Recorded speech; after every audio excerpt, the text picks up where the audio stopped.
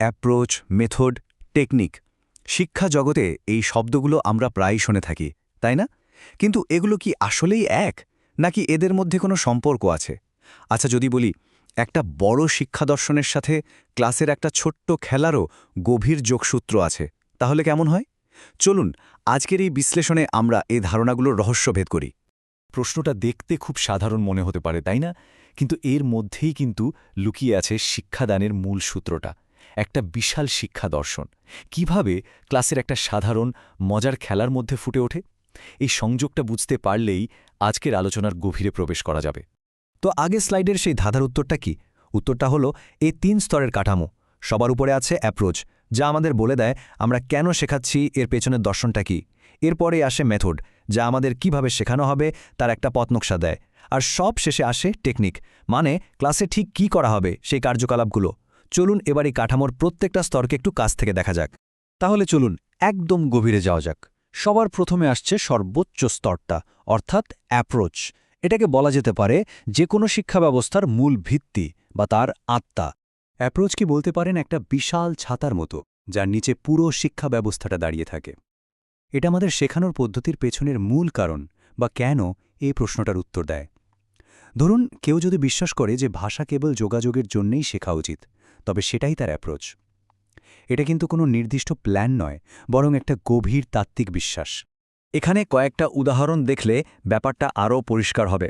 যেমন ধরুন communicative approach. এর মূল কথাই হলো ভাষার প্রধান উদ্দেশ্য হলো একে অপরের সাথে ভাব বিনিময় করা। আবার অন্যদিকে বিহেভিয়ারিজম মনে করে যে শেখাটা মূলত পুরস্কার এবং তিরস্কারের মাধ্যমে ঘটে। এই সবগুলোই হলো এক একটা তত্ত্বীয় ধারণা, যা আমাদের শিক্ষাদানের পথ ঠিক করে দেয়।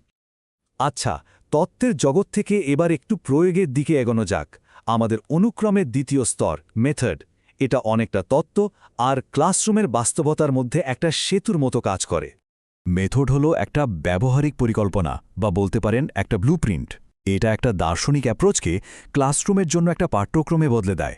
মানে অ্যাপ্রোচ যদি হয় কেন, তাহলে মেথড হলো সেই লক্ষ্যে পৌঁছানোর জন্য কিভাবে কাজটা করা হবে তার একটা সাজানো গোছানো পথ। এখানে কয়েকটা নির্দিষ্ট মেথডের উদাহরণ দেয়া হলো। যেমন ওই যে আমরা কমিউনিকেটিভ অ্যাপ্রোচের কথা বললাম, সেখান থেকেই কিন্তু তৈরি হয়েছে কমিউনিকেটিভ ল্যাঙ্গুয়েজ টিচিং বা সিএলটি মেথড। তার মানে কি দাঁড়ালো? একটা বড় দর্শন বা অ্যাপ্রোচ থেকে অনেকগুলো ভিন্ন ভিন্ন শিক্ষাদানের পদ্ধতি বা মেথড তৈরি হতে পারে। আর এখন আমরা চলে এসেছি এই কাঠামোর সবচেয়ে বাস্তব আর প্রায়োগিক স্তরে, মানে যেখানে আসল কাজটা হয় আমাদের ক্লাসরুমের দৈনন্দিন কার্যকলাপের মধ্যে। টেকনিক হল সেই নির্দিষ্ট সরঞ্জাম বা কৌশল যা একজন শিক্ষক ক্লাসে ব্যবহার করেন। যদি মেথড একটা রান্নার পুরো রেসিপি হয়, তাহলে টেকনিক হল তার এক একটা ছোট ছোট ধাপ, যেমন পেঁয়াজ কুচি করা, মশলা মেশানো বা ঠিকঠাক আঁচে রান্না করা। এখানে কয়েকটা বাস্তব উদাহরণ দেখুন। যেমন রোল প্লে, যেখানে শিক্ষার্থীরা কোনো কাল্পনিক পরিস্থিতিতে অভিনয় করে ভাষা শেখে। কি মজার একটা ব্যাপার।